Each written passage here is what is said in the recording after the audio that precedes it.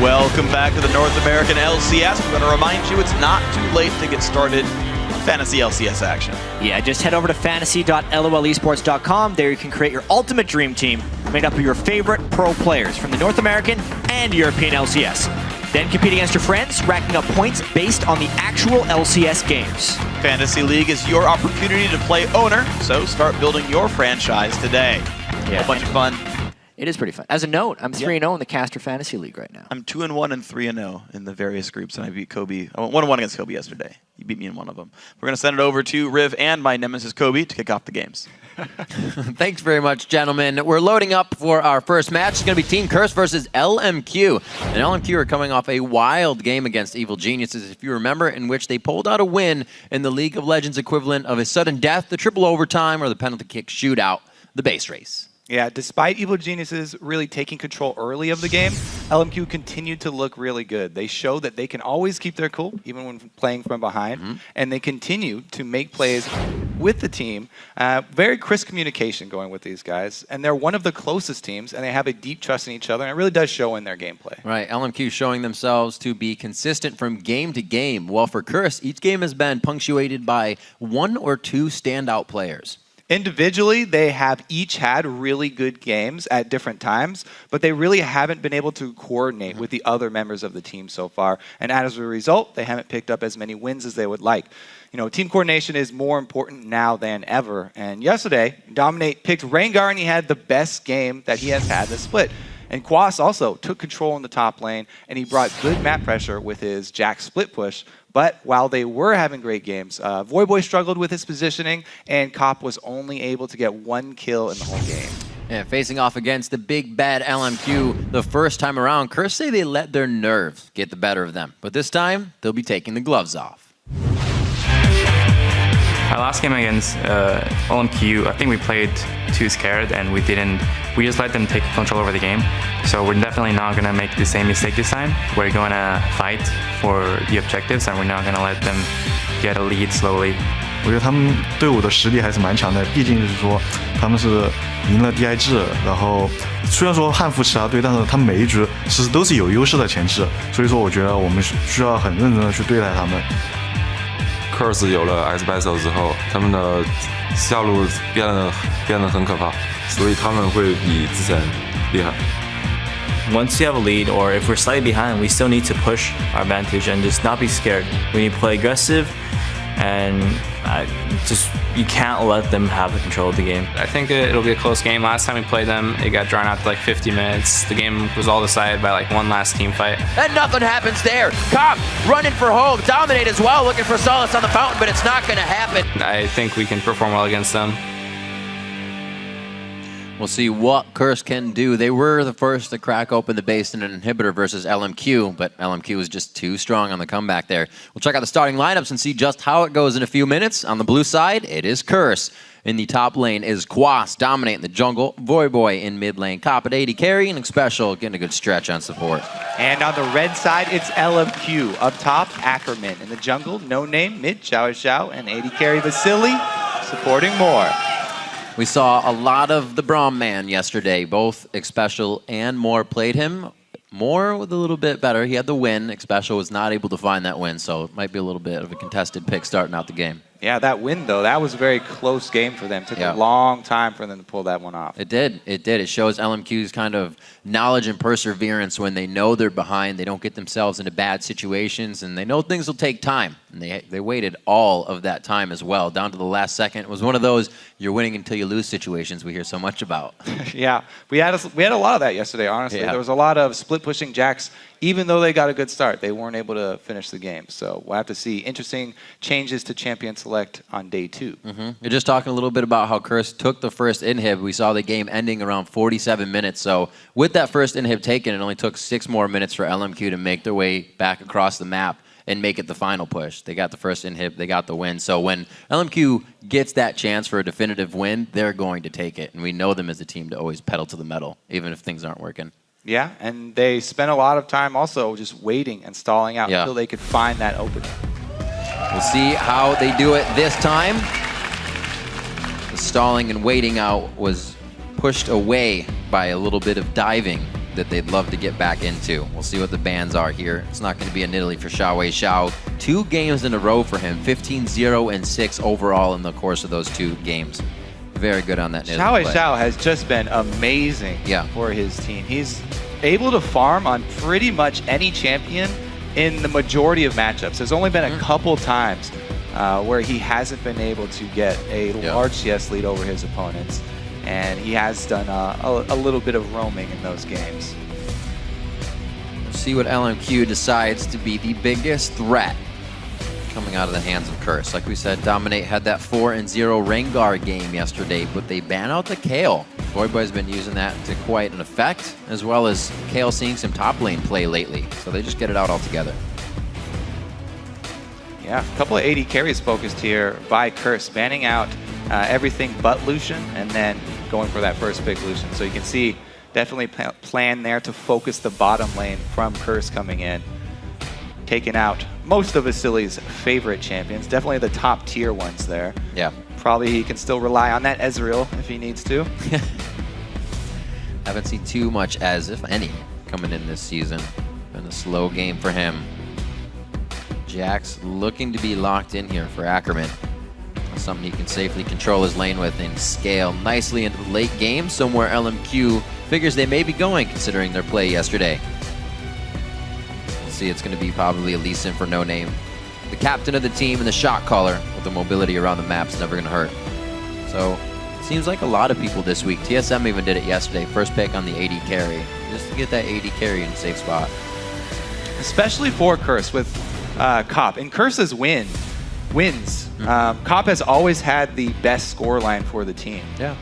So they really do need him to feel comfortable on the champion, whatever champion he is using, because he is one of those more safe style AD carries. He really waits for an opponent to make a mistake and then he'll make a move. Rarely does he take the initiative to actually cause a confrontation. It's definitely a good pick for that Lucian. That's where they got their Dignitas win. His Lucian play was 7-0 and 4, so he'll try to replicate that, obviously. See what they have locked in. See, Dominate could be going for the Elise. Something he's had in his pocket quite a few times, and special. Looks to grab up the Braum. Third pick in, coming in on the blue side. We'll see if he's able to lock that one in. If not, I'm sure Moore would be more than happy to grab that one up.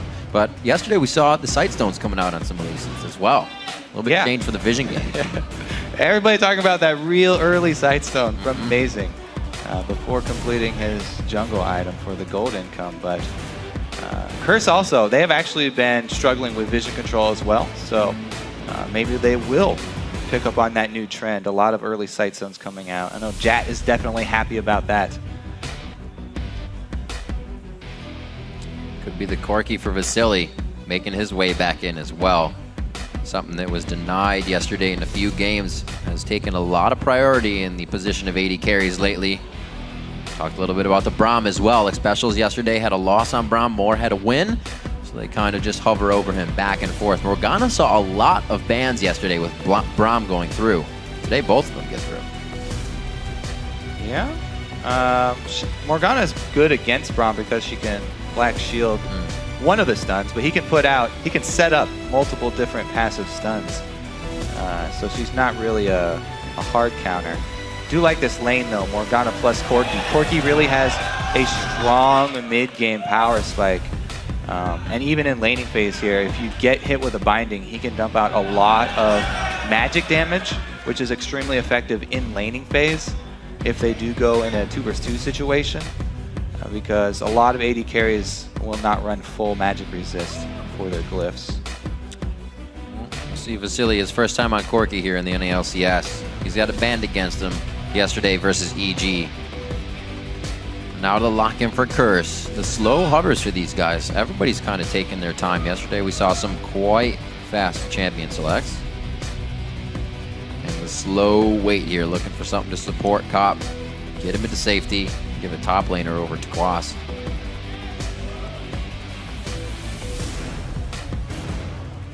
More safety there. Going to hopefully be able to push out and punish Ackerman so he can't get too big too early. I really do like supplementing this Kassadin pick with a strong other solo laner, their secondary solo laner here, picking up the Renekton, because you don't want to have 2 laners that are susceptible to being shoved in, or else you open yourself up to a lot of jungle pressure. little counter effect. Well, we do have AD-oriented champions are always really good picks against Kassadin. You know, the Yasuo, the Zed, and of course the Pantheon as well, always an option. Xiao, though, this is a very, very risky mid-lane champion to use because Pantheon is such an all-in champion. If he's going to go aggressive on Voyboy, he does need a lot of vision of where the enemy jungler is. You know, either wards on the side of the mid lane or have No Name invading the jungle and going to try and find Dominate to relieve that extra pressure so that Pantheon can actually go very aggressive on Kassadin. Well, very aggressive falls right in the line with LMQ, so we'll see how they play it. The game is taking shape, so let's see who you are predicting to win. According to LOLesports.com, LMQ leads with 84% of the vote. And you can keep on voting by tweeting either CRS win or LMQ win to @LOL Esports, and we'll be updating the poll throughout the game. So with that sort of pick, you know, are they going to be all right if they do scale the late game? They have the Jax in the top lane that's pretty good, but does Pantheon sort of fall off in that situation? Yeah, Pantheon and Lee Sin both not that great in the late game. However, the Jax, as you said, very, very good late game. However, those are also 3 melee carries for the team, so they will get clustered up fairly easily. Really, though, what we're looking at is this is not a farm-heavy champion. Pantheon's not a very farm-heavy champion for Xiao. So not the typical style that we have seen a lot from him. However, it opens up so many more possibilities because you can get Pantheon Grand Skyfalls from the mid lane. It's a great position for him to be in. He can go either top or bottom. He can also defend or attack enemy jungle objectives very, very easily. Well, we're about to jump on to the Rift. Week 4, Day 2. Curse versus LMQ. The fans are ready and pumped up for this game. The cheers are coming out as soon as the players walk onto the stage. They're getting 3 cheers from their fans, and they're going to use that momentum as they carry into the game. Seeing Voyboy on Kassadin. Play coming in from him. It's going to be the first time he's brought it out in the NA Summer Split. We'll see how he does here against Xiao's Pantheon. First NA Summer Split mid-pick. Welcome to Summoner's Rift. All right, I like this opening here because we might see some early action as they run into Renekton. Ackerman gets seen though. Kwasa has been alerted. LMQ in their interview is always saying that they have something prepared for each team. They kind of get something ready. They'll be able to change it up. Leaving the Kassadin through here and the ban is not something we see ever coming from the red side, and this time it gets picked up by Voyboy, so we'll see if they can counter it. Maybe this is what they wanted to play into coming into this game as they make their way into the jungle. So red side invade, or blue side invade here for LMQ.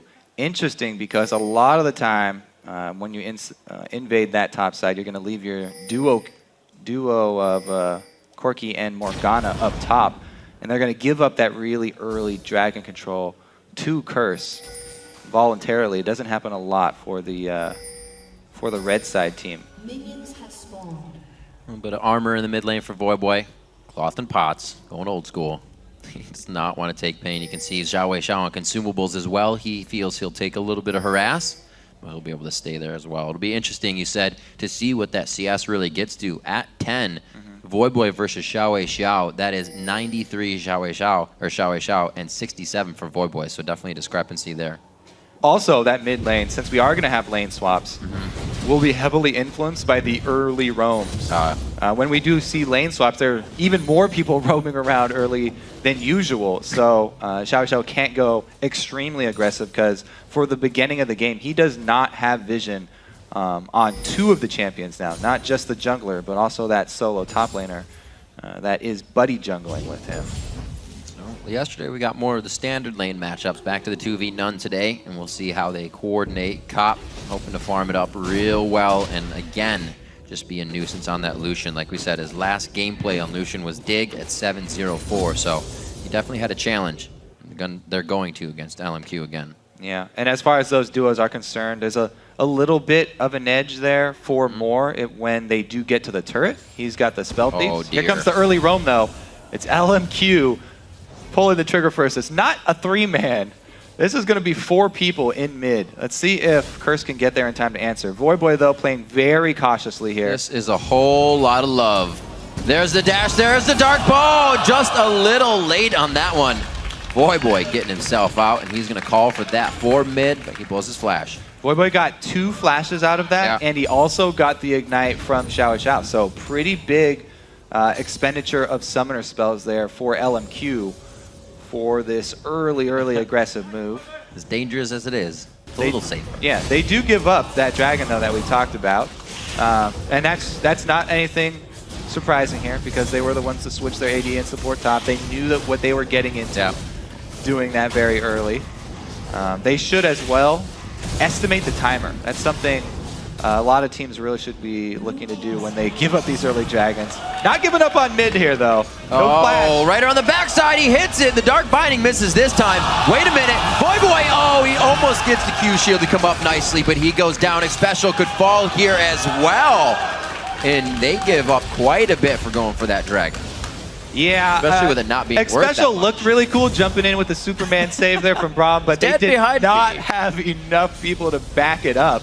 And, you know, good intentions are great, but he just did not have the power to save Voyboy, so threw his life away there. Well, LMQ is definitely showing that they are playing the picks the way they should be played. They're trying to get the early aggression in. They're trying to get this started, so CRS has no time to ramp up. Yeah, they definitely had the game plan of focusing Voyboy early here. And they want to get Xiao to the point where he can freely roam, because if he puts down Voyboy early, then they gain so much map control. Even though Voyboy has teleport, if you pressure him enough, keep it on cooldown for long enough, there's no way he can answer Xiao gank for gank, because Pantheon's ulti has a lower cooldown than the Summoner spell. So he can make a lot more plays on the side lanes than Voyboy will be able to. And he gets to take a combat summoner of Ignite. Voyboy doing what he can, throws down 2 wards, and they're instantly being cleared out. Yeah, I talked about having vision in the mid lane and how important that was going to be for Xiao. 2 ping. They are taking this to a whole nother level. I didn't think they were going to put this much effort into the vision control around mid lane, but this whole game is revolving around mid. I like it.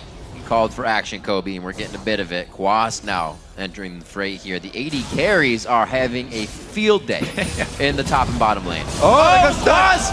We got level 2s, we got level 3s. It's a variety party going on right now. Special trying to get out of this one. Xiao already down on the stun, so he can't provide more of that. But LMQ has a lot of crowd control to offer in these fights. Great shield from Special there, really reducing a lot of damage there from the 4 members of LMQ. And you're right, we are having a lot of action. It's almost like 2 games being played. The 4v4 all mid, and then the AD carries just practicing their farm skills. Last hitting for both of those guys going pretty well. We do have a slight lead for Vasily, but Cop is a little bit safer in position, close to his own territory. We'll see how safe that is. How safe that position actually is if he tries to get a little frisky here with the 3-man dive. Well, this is interesting because it's going to try and be thwarted by Special, and also trying to do it on the top side here. Vasily could find some problems. The other thing to note about what LMQ just did is they left a second layer of wards. So first layer had already run its full duration and expired. Now there will continue to have vision control down on this red side jungle. They can look for repeat invades. They can look for the second dragon. First dragon, not that big of a deal for a lot of teams to give up, but you don't want to let the chain of dragons really continue, or it does get out of hand. Especially since CRS are running that teleport on Renekton. It's great for early dragons. Red side jungle control really going to pay off. Gosh. He has to flash over the wall to repel for safety. Does not need to. That would have been a dive under the turret for Ackerman. But LMQ keeping it safe while still getting the pressure on the jungle that they want. Yeah, they've just basically upped the game here. Yeah. You know, you guys really like the duo jungle. Why not triple jungle? Keep it going. Solo experience as well for Corki. I really like this. Corki is a very, very strong solo champion if he gets past that early spot there. He's now level, what is that, 6? Yeah, he's got his rockets Just now. hit 7. So he's got a huge power spike whenever he gets a level in those rockets. First level means a pretty big deal. Second level increases the damage a lot.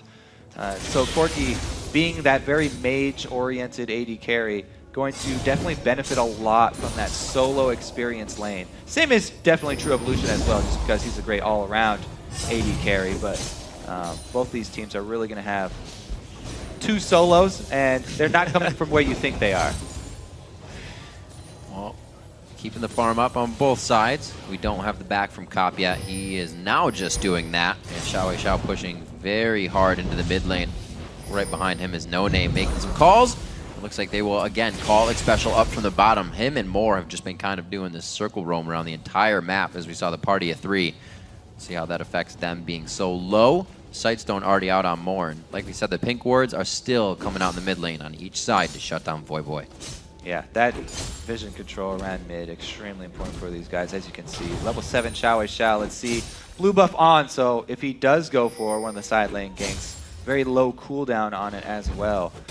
Renekton has gone to his standard lane. Bottom lane might shake out pretty soon into standard lanes.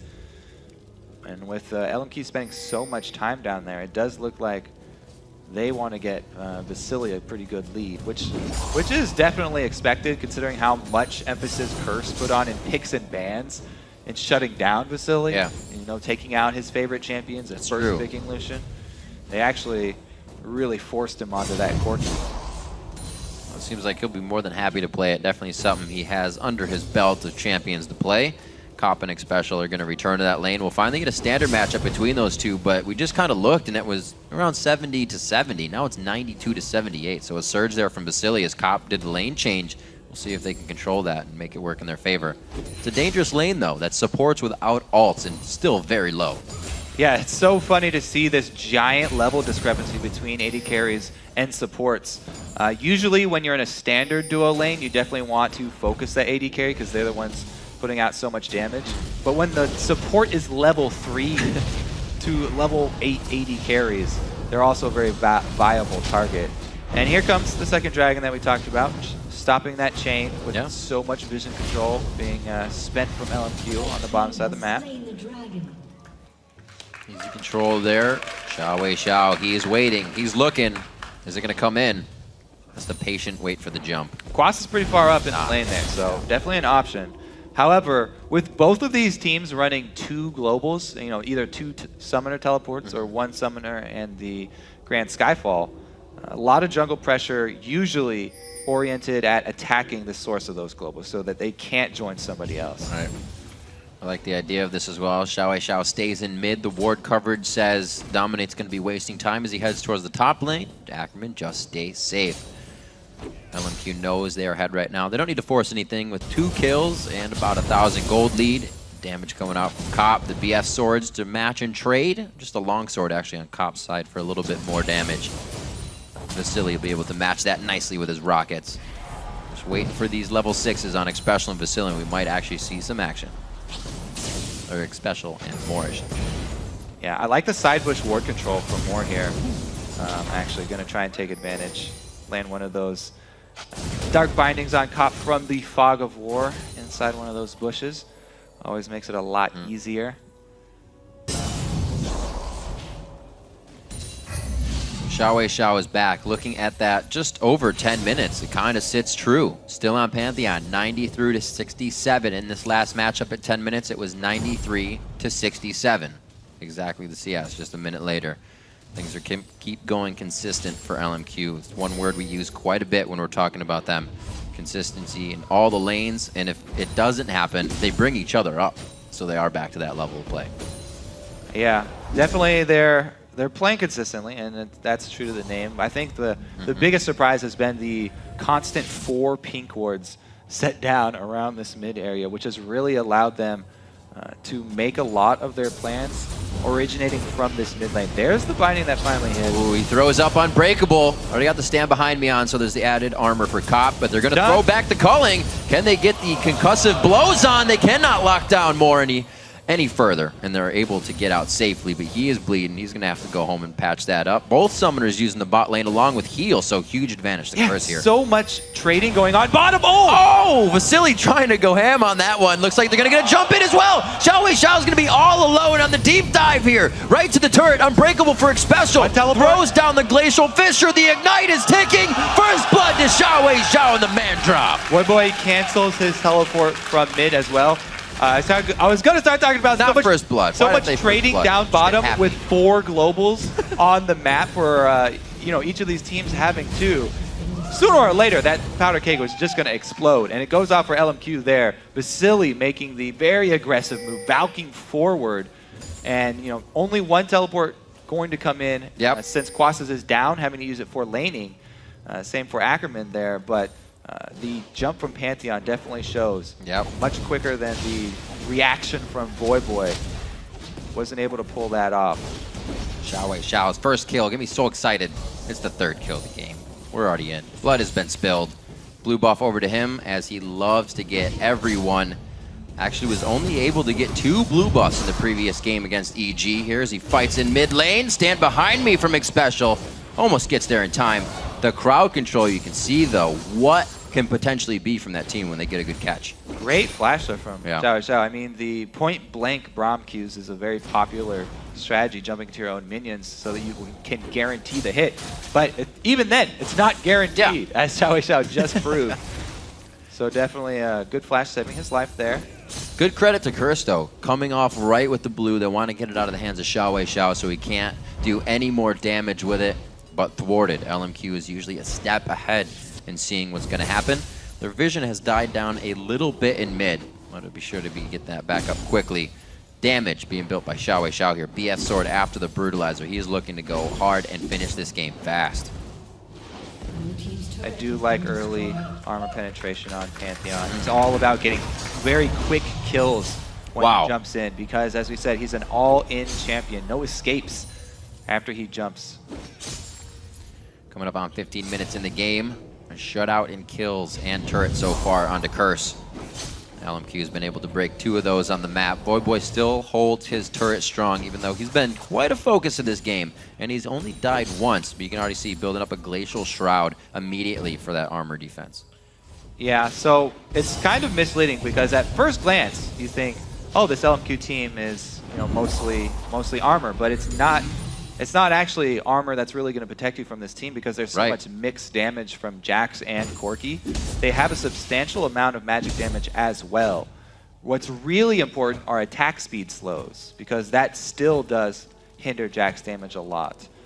So going with that Frozen Heart would be a very good pickup for Voyboy. I'll be interested to see if he actually goes Frozen Heart or if he goes with the Frost Gauntlets.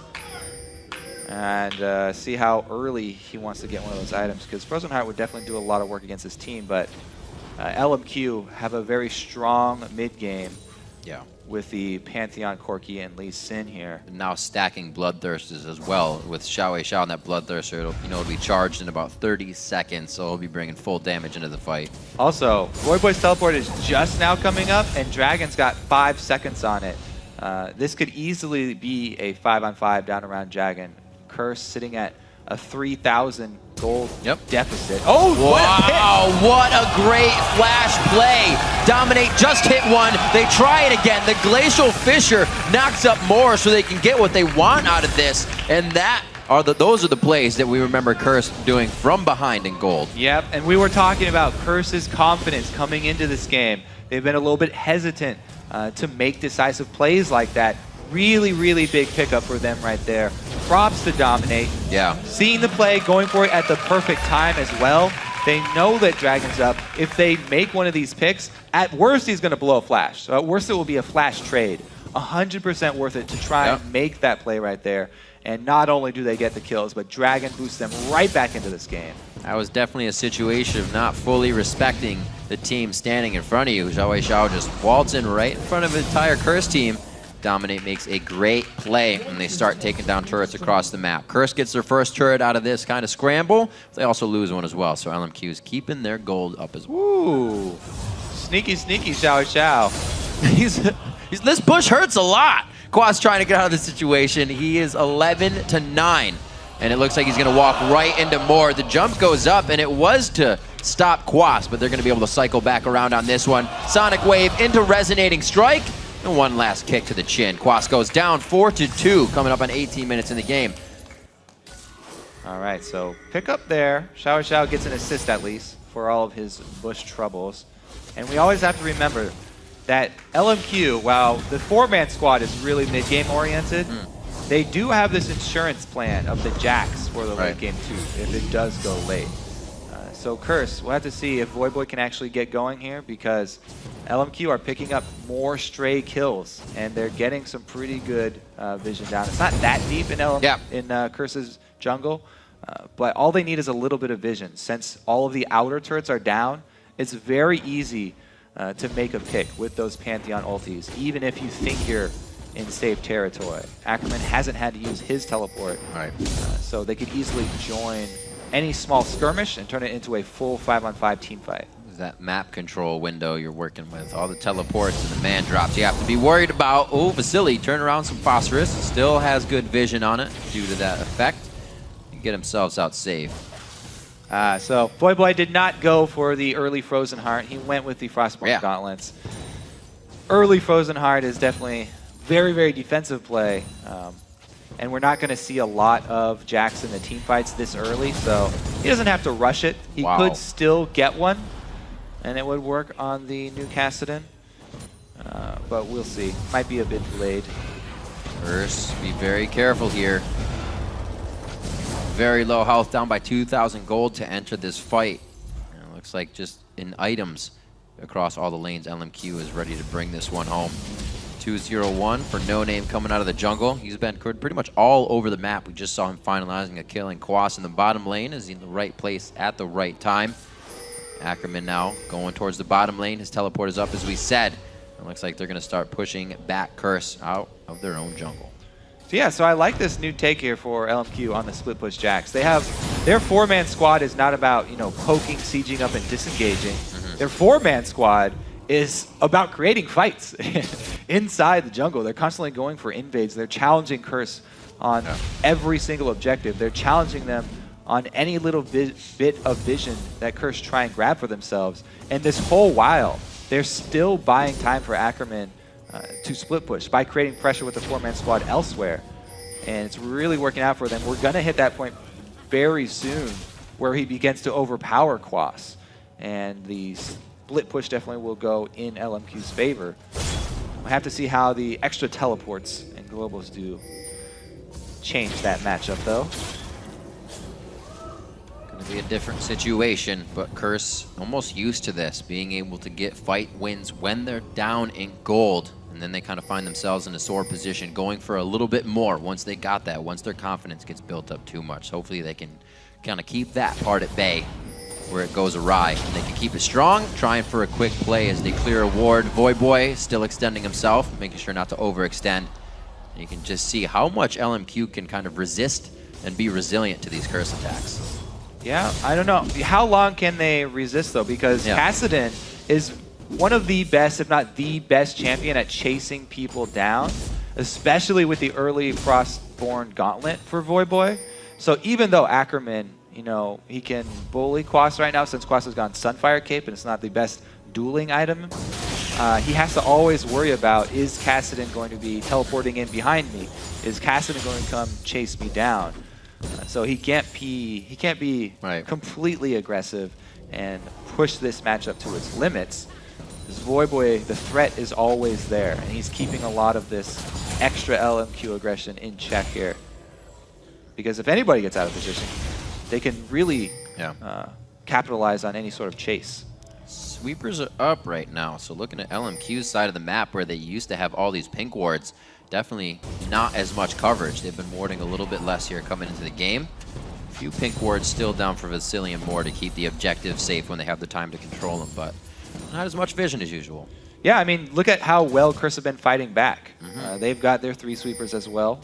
They're definitely trying their best, and they get another pick. Really? The Glacial Fissure as well, and that's the Piercing Light from Cop coming in. Xpecial throws up the Unbreakable for a bit of movement speed, giving up a good shield, another kill. No, that one going over to Voyboy. Gold that he very much needed. And look at the timing of these picks. Once again, LMQ venture into Curse's territory, trying to get that vision game back.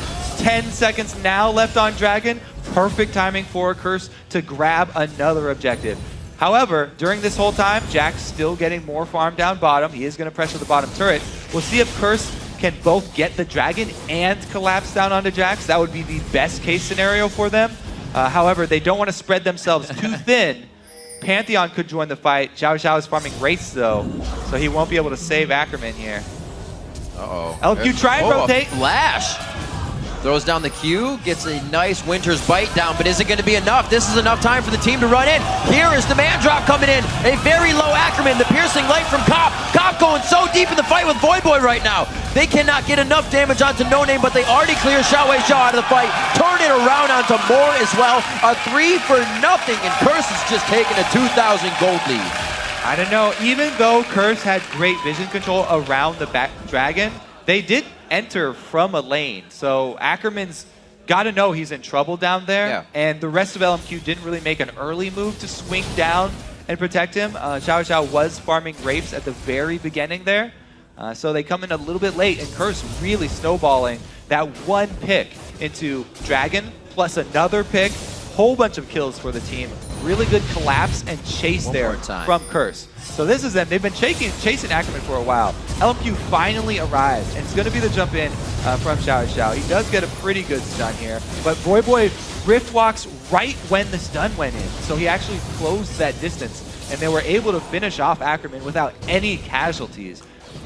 Great timing right there for that Rift walk. Really fantastic play around the board. Cop getting himself into some dangerous spots. 3-0-3. We said the last game for him on Lucian was a 7-0-4. He's looking to do a repeat of the history on that.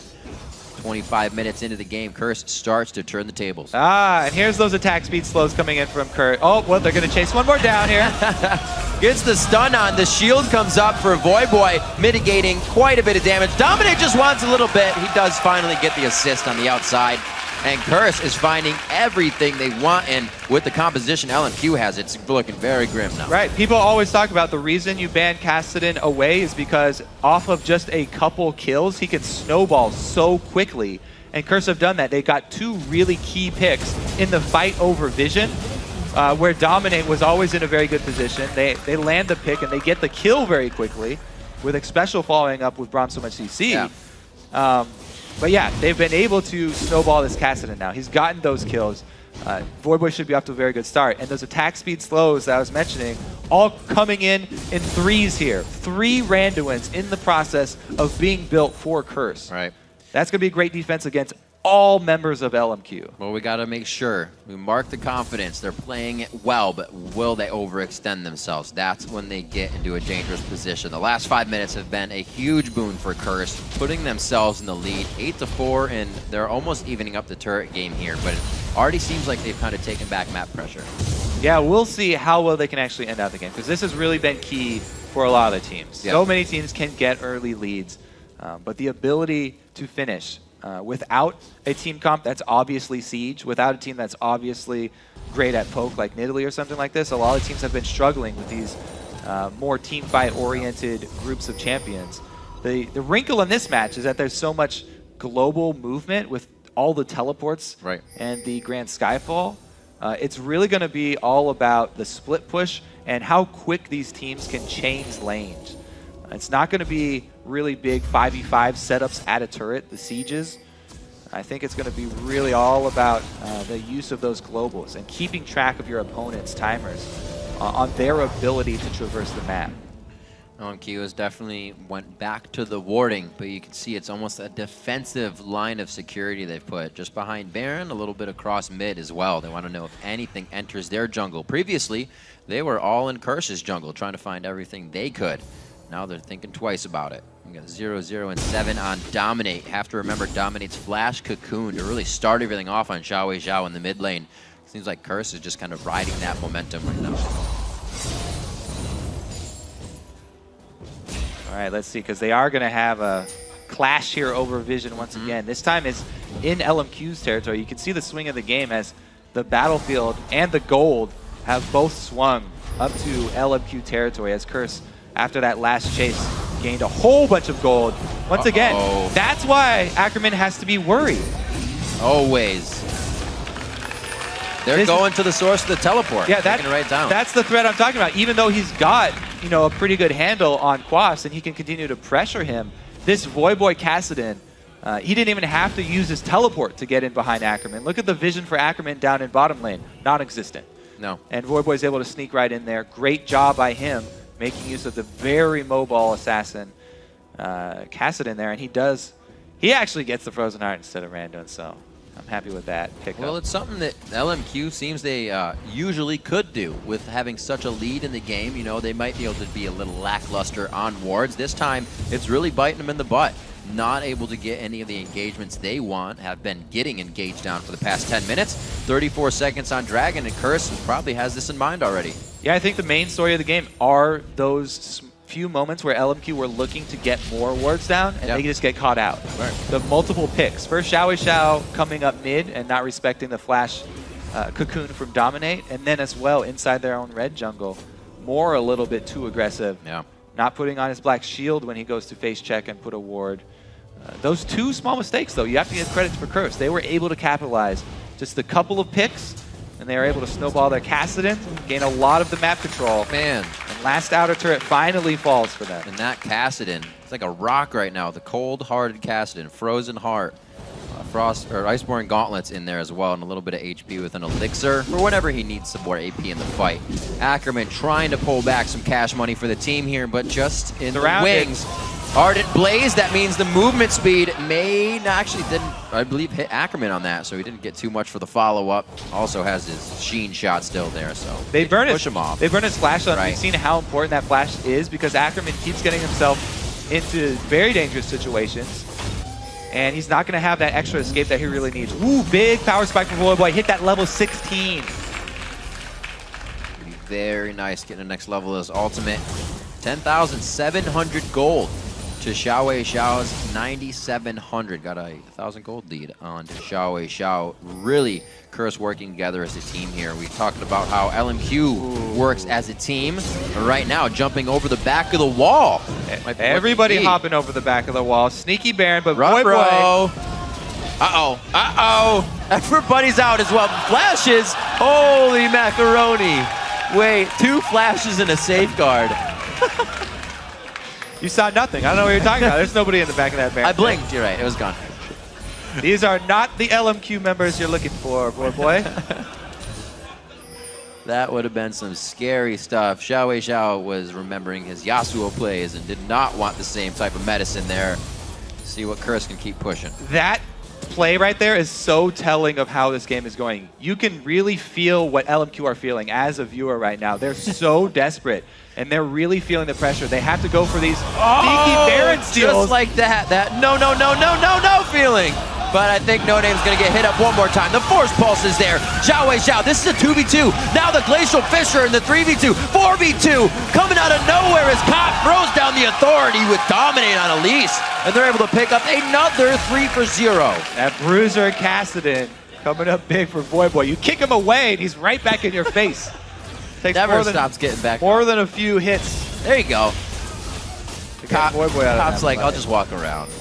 All right, so Voyboy actually teleports back in, right behind. Oh, baby, face to face. Draw, dukes are up. Oh, Voyboy, that's cheesy. He comes in for the 2v1. Cop wanted the duel, but it's all right. That's teamwork. That's kill. LMQ are sort of unraveling here. Once they did lose that early game lead that they had with this Pantheon Lee Sin Corki combo here, that's really big for the mid game.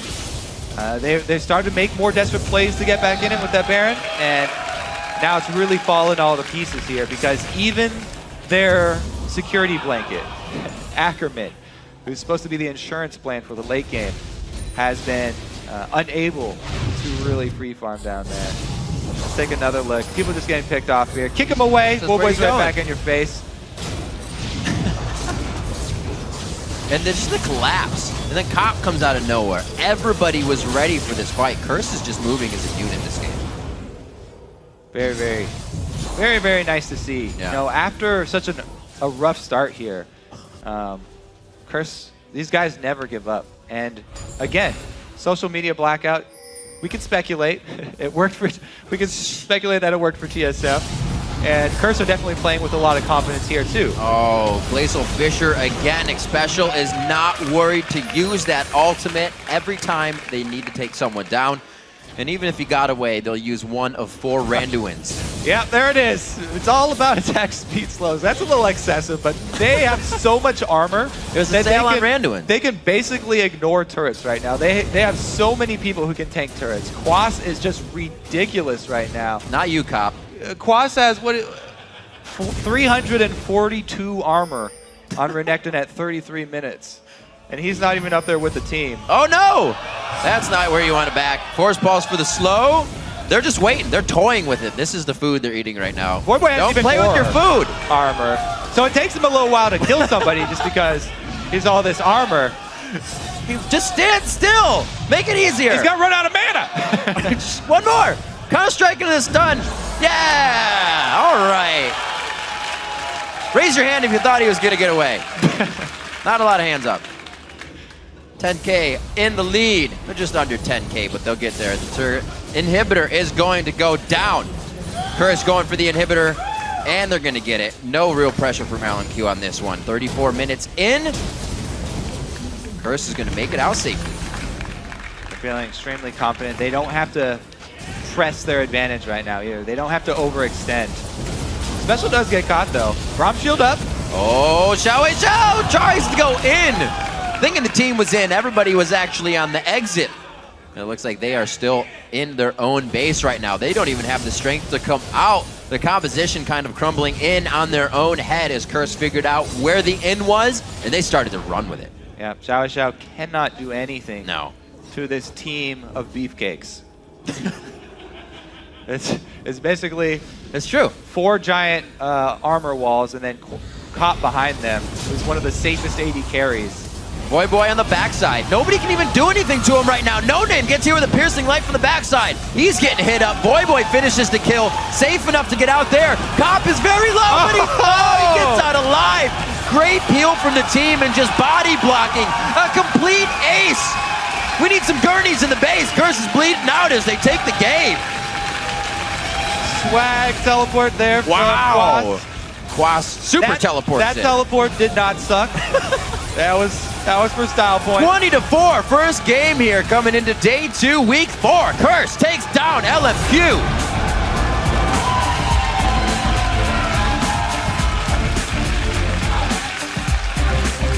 Even these teams that are on the bottom of the standings in North America easily take a game off of the top of the table.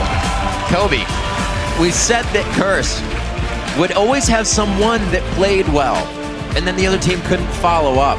Everybody played well this game. That's what happens when Curse comes together as a team. They take the W. And really, the constant war of vision, I think, is what says a lot for Curse. They did not give up on clearing those wards. Even when LMQ started to get so many deep ones, that's where they really took their advantage. A couple of key picks for Curse.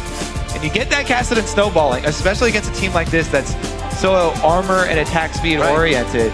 Voyboy had a really nice build path in there, straight into the Frozen Heart right after his Iceborne Gauntlet. And so much defense for all of these Curse members. A fantastically played game coming in from Curse. Cop keeps himself killed, or unkilled, I should say, on Lucian. That game going 6-0-9. The last time he played Lucian, Curse took down Dignitas. So, go figure. It's going to be a good pick coming in for him. Played a little bit of Caitlyn yesterday, did not work out as well. And focusing the 80 carries coming into that game, we thought they might have done a little too much onto Vasily, kind of trying to get him out of the comfort zone. It seemed to work. Yeah, I mean, it was a good game plan coming in from Curse. And they executed it very well, both in-game with their adaptations, seeing LMQ composition as well. And the point you made about Curse also taking a game off Dignitas really goes to show, even Curse have that bad record and they've lost so many games, they still are the team that has the ability to take the games off of any team in North American LCS. Everybody at the top. Everybody's definitely still growing on that team. We looked at Quas a lot in the spring split and said he has a lot to offer, and he still does. Quas is one of the ones that brought out the Aatrox, the kind of weird builds that he had, and then would start to do weird builds on Renekton too that worked. His Trundle, I think, 4 times in a row was Curse when they had their long streak. He played Trundle. Everybody on that team has great diversity, but if they don't find it on the day, that's the time when the Curse fans are kind of left wanting. Days like this definitely have a bright future for Curse if they can keep that teamwork together. Yeah, Quas was really solid today. Even though he's going up against that Jax, who was starting to get an edge on him, he just played it safe. Yeah. He cleared the wave at his turret, went to farm his jungle, came back, he stayed up. He was definitely still relevant later in the game when the rest of Curse needed him, when they were making these chases and these collapse on all the picks that they were getting. Definitely some crazy stuff coming out of picks and bans. LMQ looking to absolutely try something new here. Xiao breaking out the Pantheon in mid to kind of counter the Kassadin pick. And they were on red side. Usually you see that cast ban come out from them. So maybe that kind of was what they had in mind. We'll just straight counter and try to get that win right through the front door. And that's what I really like to see from teams that are at the top right now, pushing their boundaries, not going back to the same old things over and over that are continuing to work, trying out the new strategies, seeing what else they can get away with right now, really. So true. Seeing the games like this, especially Voyboy to start stepping up as well. The team said that Voyboy was playing well, but the fans kind of didn't see it. The internet didn't really see it. The whole team is something that needed to step up. And I think Special played a lot better on Braum today. We kind of have criticism on Braum players yesterday. The shields were backwards, this and that. Didn't see any of that this game. So it looks like some things got refined overnight between the supports. Yeah, he might have got a little carried away with the amount of power that he had to protect people. Jumping in to save Voyboy there. Fishers left and right. Yeah, it's not going to block everything. But yeah, he had some very, very strong plays. And he was a big part of making sure that these cocoons turned into kills. Because Braum has such great chase potential as well. The slow and then the passive stun as well. He made those things work very, very well for the team. All right, right now we're going to throw it over to Freak and Jat, who are joined by 2 members of the Victorious Curse. Thank you very much, Riv. What's up, guys? I want to welcome Voyboy and Dominant to the desk. Guys, congratulations on the win. This is now, you've now beaten both the top 2 teams now, Dig and LMQ. You guys are freaking awesome. Like, what keeps you guys from just like winning all the rest of the games? Because you can clearly beat the top.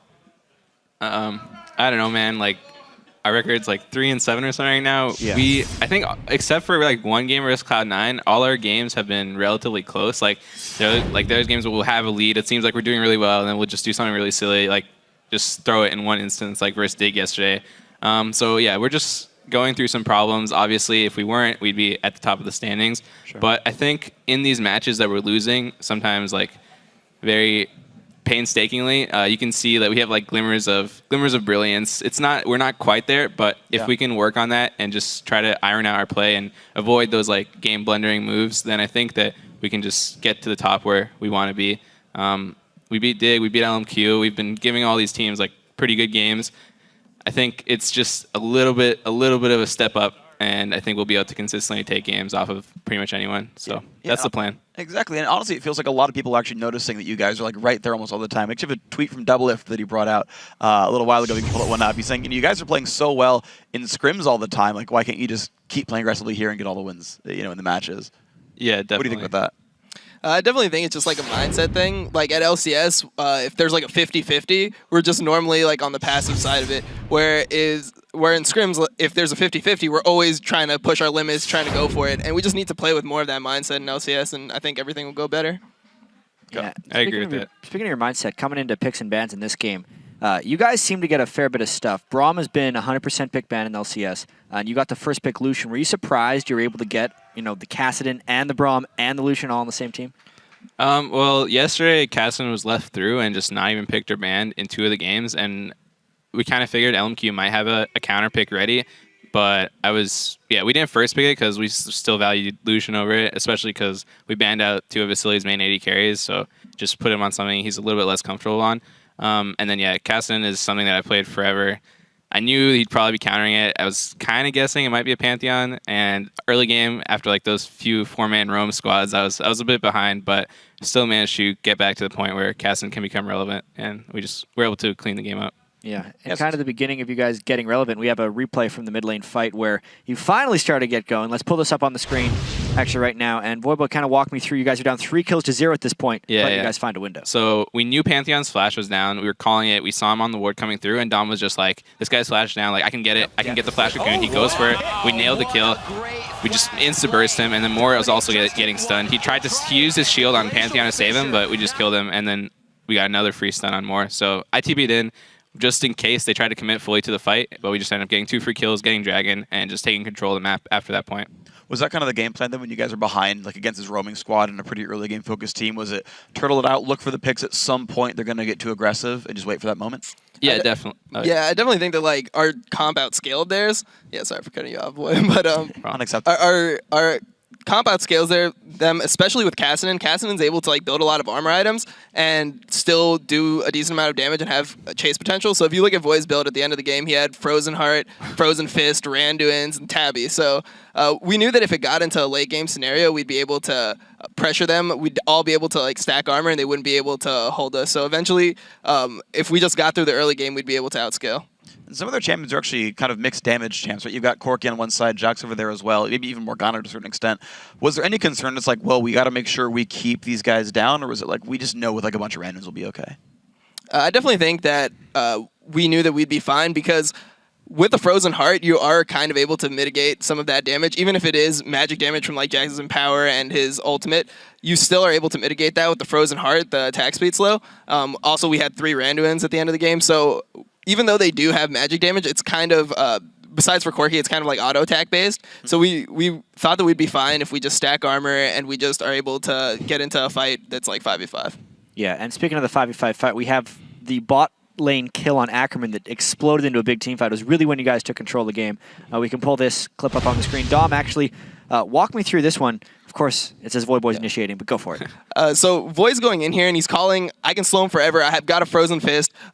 Just chase him down. So we're like, okay, everyone start collapsing because we know this could turn into a fight. We know Pantheon is ulti. So we chase him down. We start going on Jax. He's kind of hard to kill for us at this point. And once we see the Pantheon ult, we call that Pantheon is extremely squishy at this point. He has full damage. So I cocoon him, and we immediately turn to Pantheon. We try to kill him. We get a Braum stun on him. He's able to get off next to no damage in the fight. Then we're able to snowball that into 3 more kills and then Dragon.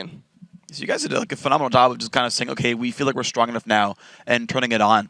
Did you know that, like, at what point during, champ select or loading screen of the game were you like, okay, we know that, at 35 it's good to go? It wasn't necessarily a point.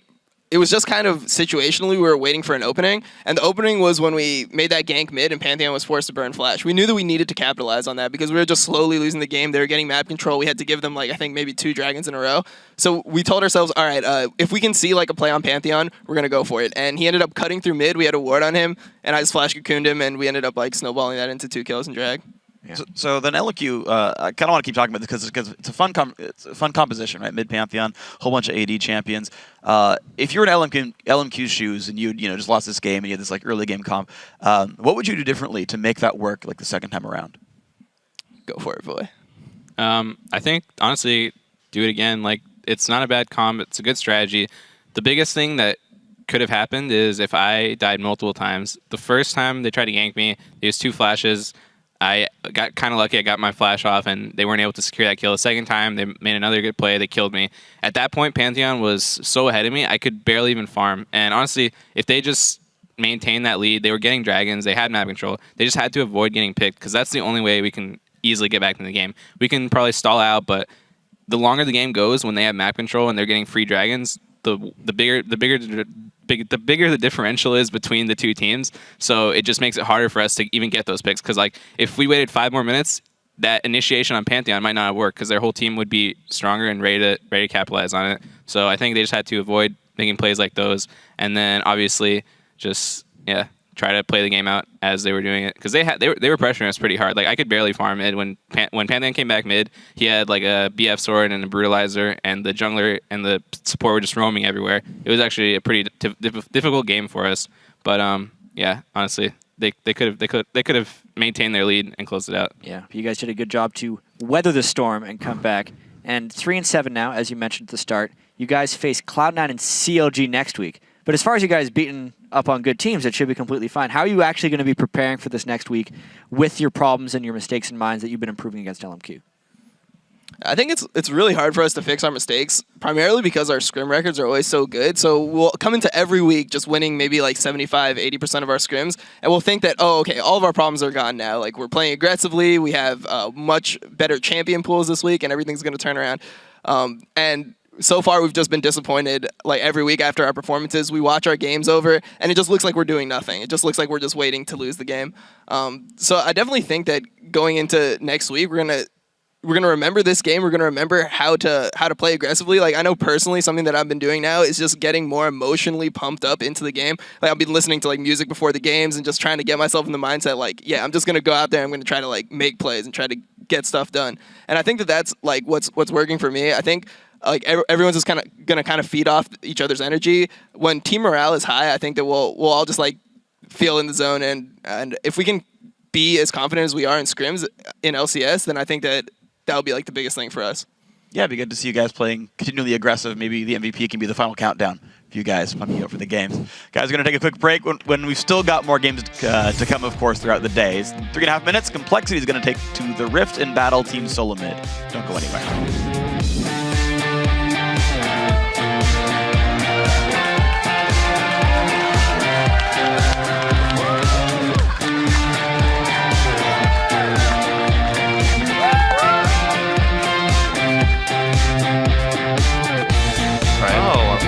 Play a lane.